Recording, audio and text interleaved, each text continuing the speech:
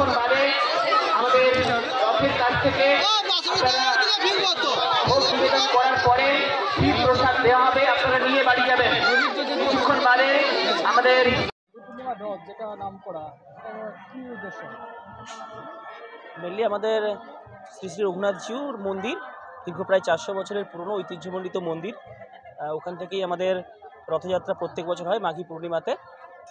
দীর্ঘ বছর ধরে আমরা খুব ছোটো থেকেই দেখে এসেছি যে রথের মেলা হয়। আগে কাঠের রথ হতো, এখন লোহার রথ হয় এবং রঘুনাথজিউর মন্দির থেকে দীর্ঘপথ অতিক্রম করে আমাদের মেলা প্রাঙ্গণ পর্যন্ত রথ আসে। প্রচুর মানুষ এখানে ভিড় জমায়।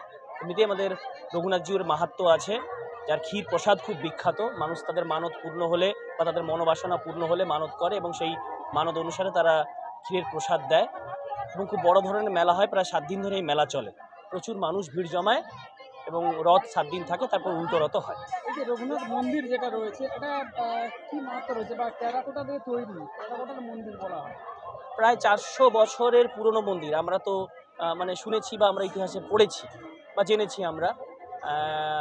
আমরা তো আর তখন দেখিনি, কিন্তু খুবই ঐতিহ্যশালী, খুব বড় মন্দির। গ্রামের মধ্যে বলে সেভাবে প্রচারের আলোয় আসেনি, কিন্তু খুব ঐতিহ্যশালী মন্দির এবং খুব জাগ্রত মন্দির। মানুষ তার অনেক মনোবাসনা নিয়ে আমাদের রঘুনাথজিউর কাছে আসে এবং আমরা জানি বা শুনেছি মানুষের মনোবাসনা পূর্ণ হয় এবং মানুষের মনোবাসনা পূর্ণ হওয়ার পরে মানুষ তার মানত পূর্ণ করার জন্য পুজো দিতে আসে।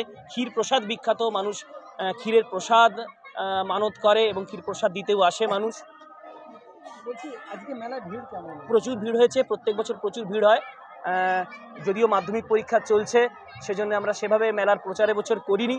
তারপরেও মানুষ জানে যে মেলা হয়, সেই জানার উপরে নির্ভর করেই প্রচুর মানুষ ভিড় জমিয়েছেন। আমার নাম পার্থপ্রতিম পতি, মেলা।